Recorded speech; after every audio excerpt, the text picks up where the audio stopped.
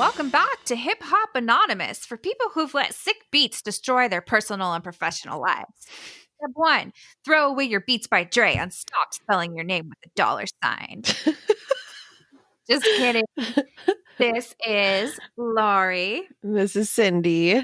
And we are Damsels getting deep. Quarantine edition. Yes, we are in our respective homes right now. Yes, we are safely distancing. We did a quarantine mic drop for Cindy. I wiped off a mic with Lysol wipes and put it on my doorstep, and Cindy, without ever coming in, snatched that. Yes. You can never be too careful during these times, so Definitely. But it did feel nice to get out and about, though. Even that car ride to your house was one that I needed. I haven't been out in a while. Yeah, you've taken a couple drives just to drive around and then come back. How has your week been going? So far, so good. I mean, I got laid off about 2 weeks ago, so going through all the stages of processing that, but I think I'm kind of okay with it now. I'm going to try to make the best of things and try to keep busy while I'm on lockdown. Yeah. How is lockdown life for you, Cindy? It's good. I get to work from home, I think, until the 30th of this month. They extended it. Okay. It was originally the 15th, and then because the governor extended this whole social distancing and, the lockdown-ish thing. Yeah, so now it's extended, and just been using my time to work on the house. We did some yard work earlier today, and then also getting better at guitar. Well, trying to get better at guitar. We'll see. Yes. She was playing me a little bit before we started recording. It sounded pretty nice, Cindy. Thank you. Well, I want to try to play that song all the way through. We'll see if it happens. It's Here Comes the Sun by the Beatles. So it's a pretty nice song. I love that song. I love the Beatles in general. How's your Destiny's Child going? I don't know if I can play it anymore. Let me see. That one I might be able to. So Cindy and I wrote a song parody to Destiny's Child, Bills, Bills, Bills. So you guys have that to look forward to when we release that, or learn to sing it all the way through. We have the lyrics written down. We just got to kind of get into the rhythm of it. Yeah, and I don't even remember the lyrics all the way. But I have them. Oh, good. So wait.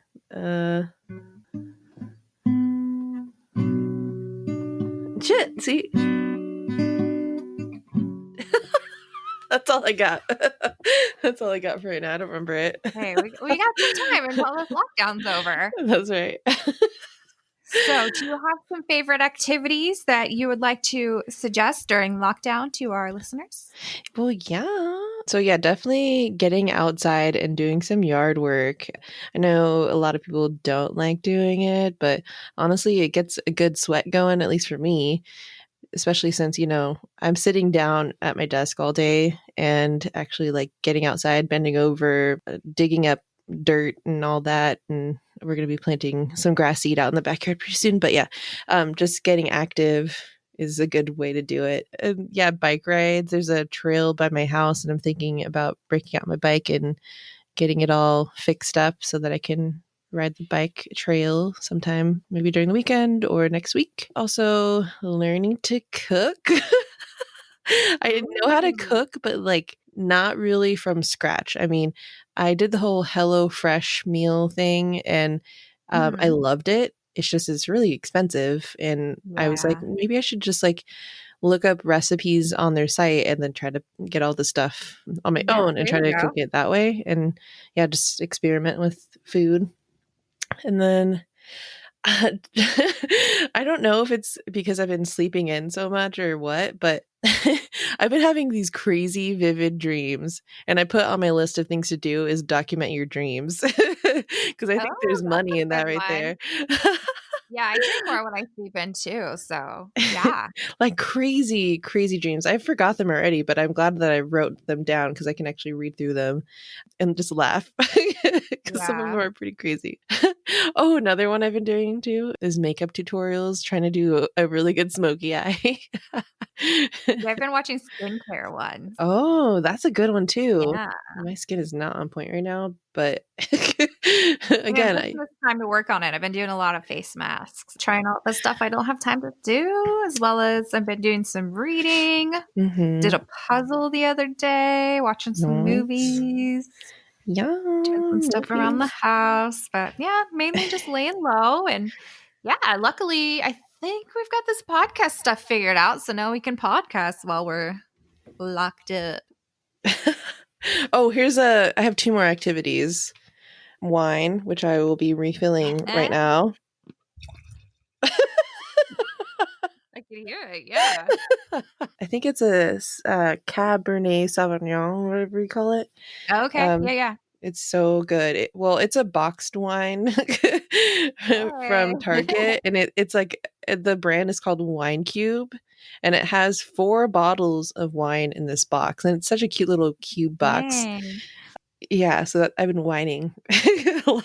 So if you have a box wine and it's a cab is a red, right? So Mhm. does that mean you have to refrigerate your red wine? I did not read the instructions there. Here it Oh, says it just says store in a cool, dry place. oh, Usually okay. with yeah, and I think usually with red wines, it's okay to leave them out as long as you drink them in within like 4 or 5 days or something like that, So you have and after that 4 you days can to use drink them. 4 bottles of wine? No, in this case, the box, okay, because like the reason why wine gets bad really quickly is because of the air inside of the bottle or something like that. And so with the boxed wine, it's like a vacuum sealed pouch bag inside. So there's no Okay. air in it other than the wine, there's just wine in it. It lasts longer. So I don't think you need to refrigerate it. It can be left out and it can last Okay. really long. And it says fresh for 4 weeks. So you got Oh, 4 weeks that's to cool. drink it all. All right. I'm Yeah, a and it's wine yummy. newbie. I don't know these things. Okay, that's good to know. I'll get myself some box stuff. Gosh, I had one last thing. I forgot. It was gonna be funny too. Anywho, I might bring it up later. Yeah, sorry I interrupted you. No, no, we got into a really good conversation there about wine. So Oh, if y'all didn't know, I said if it comes up in my brain, I'll let you know yeah, what it yeah. was. Scream it up. Okay. So, our podcast, we officially launched it onto Spotify. Yeah, Whoop, yeah, whoop. yeah. iTunes are still pending. We have to go through their approval process. It's a little more strict. But yeah, we've got some listens now. And so if you guys Yeah. have any feedback or anything like that, let us know. With the whole coronavirus thing and with being on lockdown, we're going to do another episode with Damsels of the Week that we do not know personally, Mhm. just because of, this whole craziness. But we do intend to interview Wendy and then have some other women come on and we'll talk Yeah. about them at a later episode. Mhm. But as far as today goes, so we talked about books, we talked about music, and today we are talking about the movie industry. Yeah. Bum, Well, ba-da, bum. Bum, bum, and bum, bum, bum. Dun, dun, dun, dun, dun. I love that. What's another intro? I don't know. What do you got? Well, there's a meme that I watched recently, but I can't even remember what the theme song was for the movie. It might have been the one that you just hummed or sang, but it was like did no did, did, did, did, did, did. Is that the one that you just did? Oh, yeah, that's a good one. I think it is slightly different.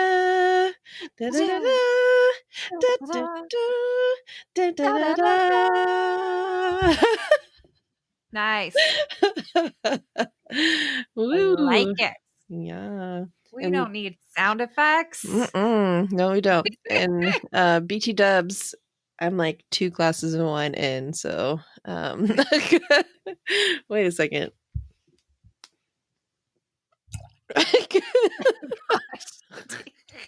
I'm just kidding.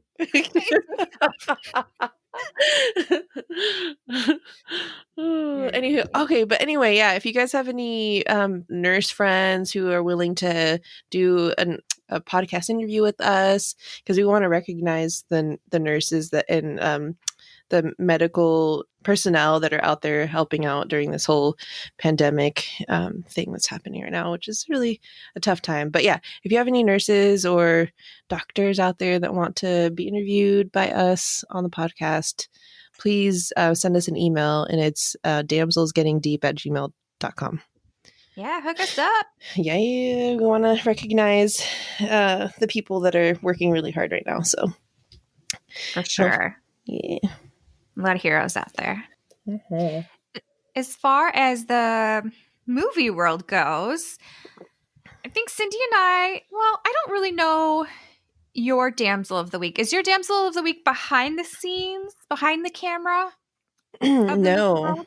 no, she Oh, is an actress. Yep. oh, cool. Okay, so we have both sides because Mm-hmm. we were going to talk about how women are underrepresented both behind the camera and in front of the camera. So I'm glad that you picked somebody in front of the camera because I picked a writer and director. Nice. Some thoughts I had about, or some facts that I looked up about this topic is I was thinking back to studying Shakespeare and Shakespearean times. And when we were reading for those plays in school, I learned that it was all men. Like, even if it was a woman's role, it was still a man that was acting. Yeah. Which is one of the reasons there's not a lot of like making out in Shakespeare.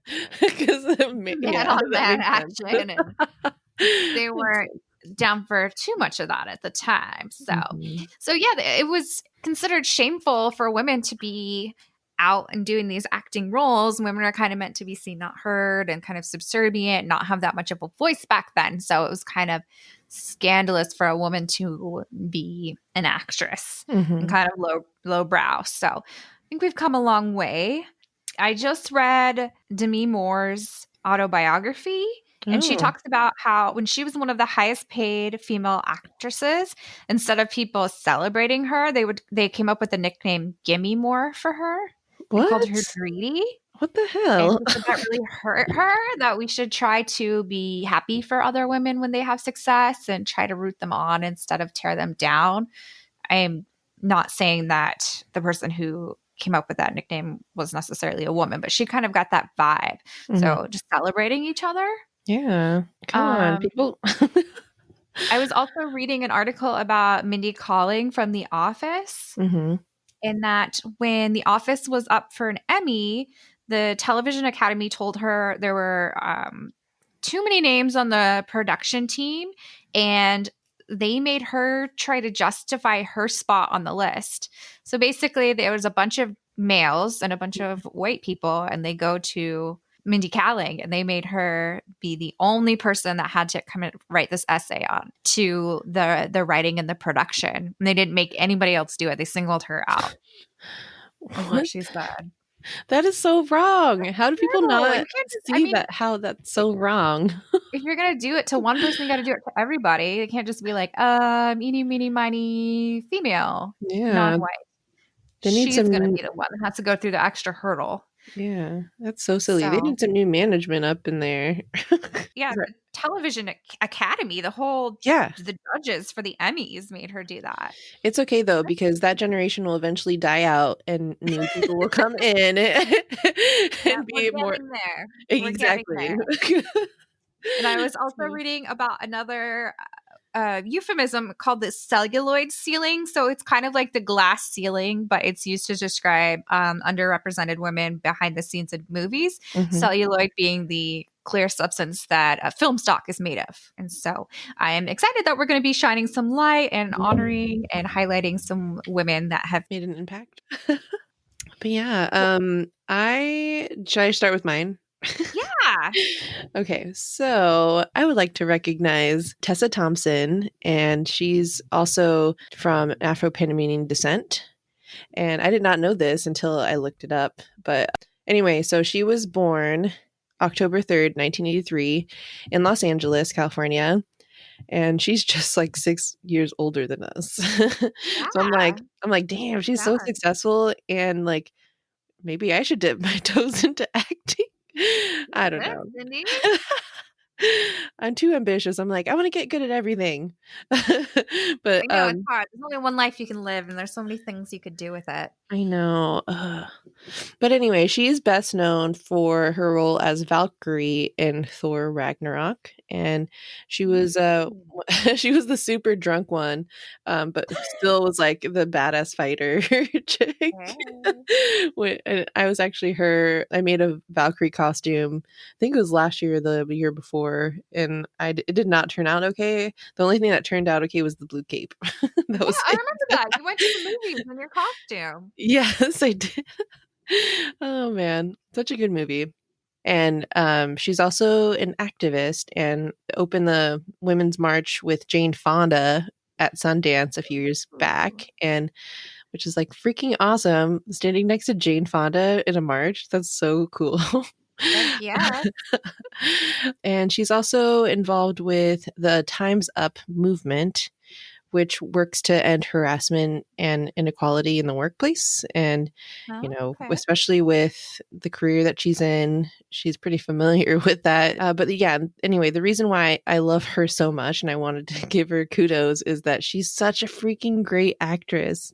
And like just the craft itself, it's not easy for people to act in front of a camera and, at least make the audience feel what they're feeling and then also maybe evoke an emotion like have the audience hate you. Yeah. Like you are really good if you can make the audience hate you that much.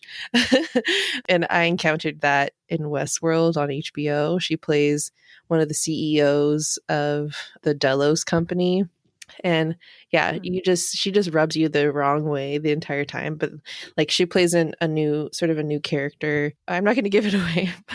But sorry for everybody that watches Westworld. I'm going to shut up now. But she's a really great actress, and like if an actress can make your blood boil, they're doing it right. Nice. Good job, Tessa Thompson. I love you. Oh, that's awesome. That's awesome that she's using her platform to make a difference. Yeah, for sure. And she's, Huh. she's our age-ish and is paving the way right now for us Panamanians and, well she's mixed race like me, but if she can do it, then anybody can. Hell, I should try.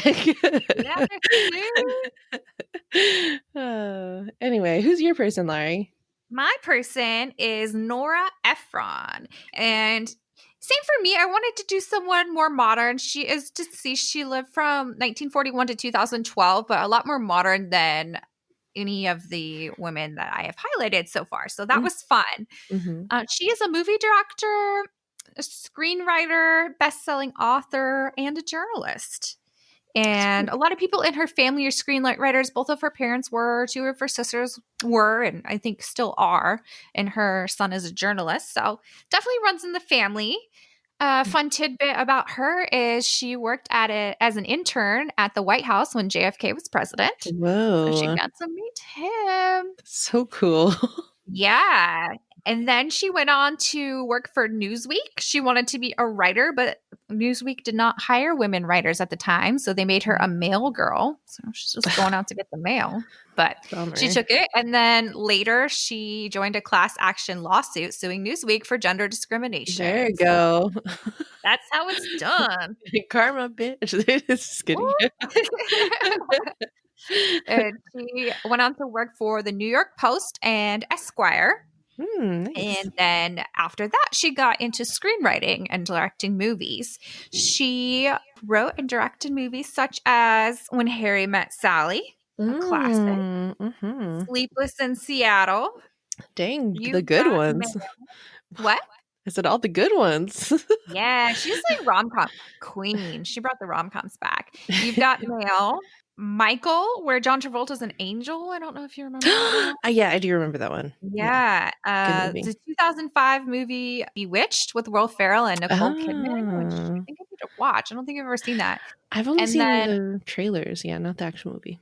yeah, so I want to go back and watch that on my movie binge in quarantine.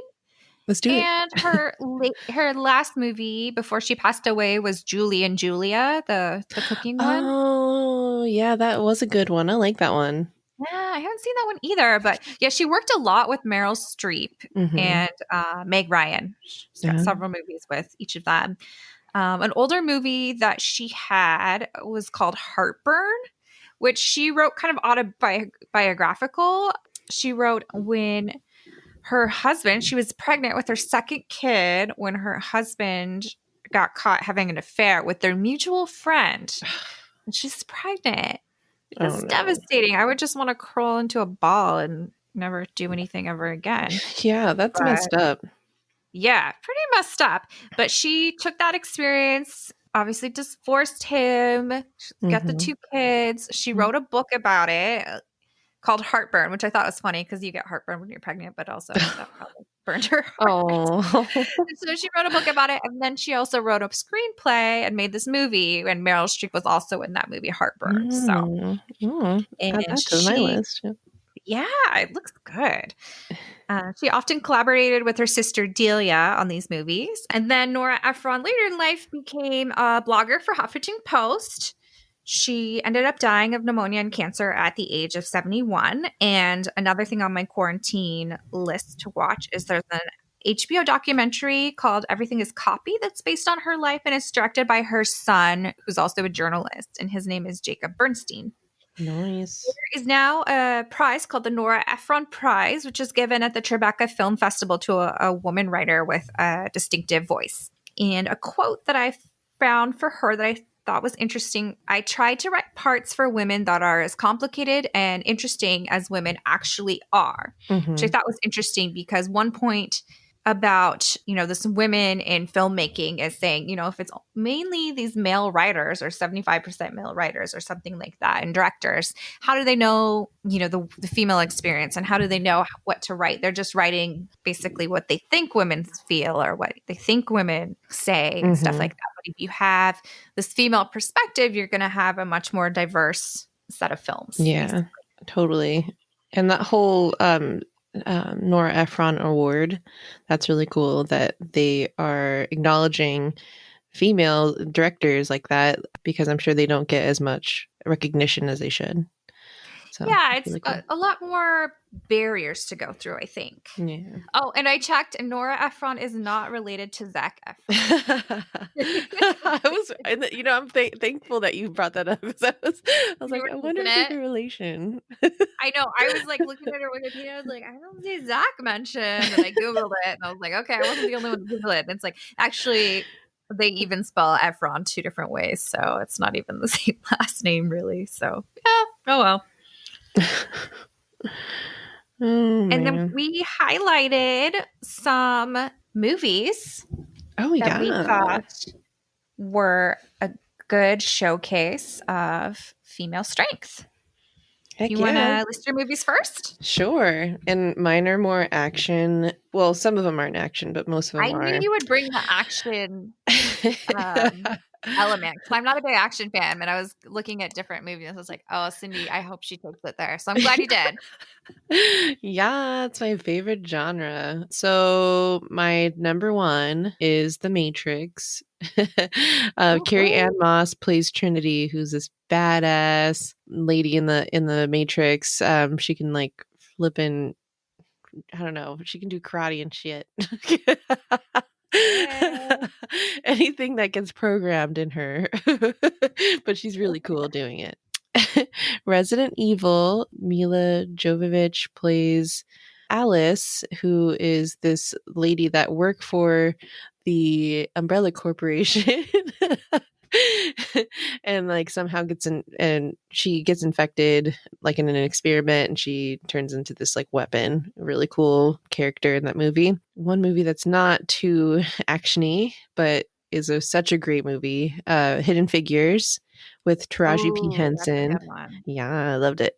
Octavia Spencer and Janelle Monáe, which is a movie about these Black ladies, African American ladies that are in these amazing roles and with NASA, and they help, essentially launching a rocket into space. Really cool. And yeah, they use math to do it. Anyway, 13 Going on 30 with Jennifer Garner. I Ooh, forget the name nice. of the character, but It's a 13-year-old girl that wakes up and she's 30 and, she's lived her 20s and whatnot. And she's trying to figure out what it is to be an adult. I love that movie. And Jennifer Garner, she's so cute. The Help, Viola freaking Davis. I love her to Really? death. I love her in How to Get Away with Murder too. She's such a great Oh, actress. Like yeah. she's Mm-hmm. so real. It's like so intense. I love her so She's much. I love good. her acting style. And then my next one is Captain Marvel with Brie Larson, who plays Carol Danvers, who is a badass Air Force pilot who essentially, well, I'm not going to give it away for people that haven't seen it, but she's an Air Force pilot that eventually becomes a superhero. And then my last one is, of course, Ragnarok Valkyrie, who's played by Tessa Thompson. It's such a hilarious movie because I love her character specifically because she's pretty much just like so laid back and just drinking like crazy and still able to kick ass. So yeah, that's my list of movies there. Cool. I like it. On my list, I have, of course, The Hunger Games. Well, Yeah. here's a tribute. And she didn't rock that bow and arrow. Oh Aaron man. Brockovich Mm-hmm. just took down this big company. Mm-hmm. Pretty cool. Mulan, of course. Doesn't she? It's based off of, sorry, the Aaron Aaron, Brockovich. It's a based Aaron off of Brockovich Aaron. is based off of a true story. There's really Yeah. a woman named Aaron Brockovich who did that. Doesn't she become Did a all that lawyer or research. something? She was a lawyer's assistant. I don't know if she becomes a lawyer, but she did all Oh. this research and was able to put together this massive case. Oh, okay, got it. And just really take down these people that were hurting a lot of people. Yeah. So, yeah. Good movie. And Mulan. Love Mulan. Yeah. Excited for the real life version. I know, it looks so good. It looks I really, really know. good. The story, I hear that the story is going to be a little different. But Hmm. anyway, continue. Silence of the Lambs with Clarice. And then my last one is The Heat with Melissa McCarthy and Sandra Bullock. Yes. Crime fighting duo. I actually just watched that movie last week and I It's so still good. love it so much. It makes me It's laugh amazing. so hard. And then I think the last thing we wanted to talk about is the Bechdel test, which is just a kind of measure of, female presence in a movie or a TV show. So Mhm. basically, what the Bechdel test is, there's a couple qualifications to see if they pass. There have to be two female characters that have names, and they have to talk to each other about something other than a man. So Oh my, that's the test. That's it. that's it. It sounds pretty easy, right? I know, but why is there even a test at all? Everybody should have I mean, female. apparently there were a lot of movies that didn't even have this. Yeah, which is And so, ridiculous. so it's just a writer that made that up and was just like, this is a basic qualification, and it's surprising how many movies and films Don't have fail. that. Yeah, that's crazy. Yeah, and actually, I went to this improv show, and there's this group of women, and their improv group name was called the Bechdel test, and so they would re-perform movies so that they'd pass this test. Is this a comedy show like in downtown Seattle? Yeah, University District. It's a group of gals. They were Oh, funny. okay. They redid Fast and Furious Oh my god. when I was there. It was funny. They were drag racing with nuns and yeah, it was That's good. hilarious. But I have the list of a few popular movies that do not pass the Bechdel test. Number one, The Lord of the Rings. I was just gonna say that. I was like, Lord of the Rings doesn't have any females. I mean, they have females, but not I think females. there are a couple females that just don't talk to each other, or Mhm. I don't remember the Lord of the Rings. Maybe they were in separate timelines. That's so funny. Lord of the Rings literally just popped up in my head, and you said it. I was like, You are correct. Another one I have is Slumdog Millionaire, because I think the only female his mom is in it, but I think the only female with a name is the love interest. I don't think there are any other women in that movie. So. Would Fight Club fail? Because there's only one lady. I think so. I think she's the only one, right? Yeah. Yeah, it would probably fail. The Avengers. Apparently, the women don't talk to each other in that movie, says the internet. 21 Wow. Jump Street apparently fails. Avatar.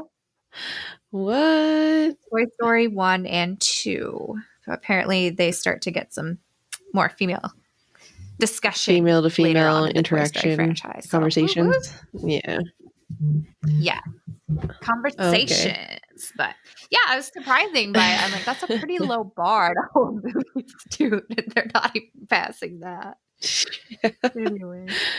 Yeah, that's So, crazy. Now that's we're all just that's gonna be grateful. stuck in my head now when I watch a movie. Is Yeah, we is get that to lady see if gonna it talk to that passes other or lady? not. Hopefully they'll pass, but yeah, you don't think about that. Even like how many shows that men watch have like 100% women? I mean, I guess some shows, but Not a lot, but I loved the show Girls on I HBO. was just thinking I love porn. that I was like, I show. said it, then I was like, oh, yeah, they probably Oh. watch a lot of porn, Oh but I mean, goodness. actual Uh, like cinematic movies that don't yeah, have two men that no, are named and talk to each other. yeah. All female I cast. I don't know. honestly, It'd be hard. yeah, I Is honestly can't Hustlers think of is one. Hustlers all female? No, there's men. There are men, but there. Wait, actually, was there?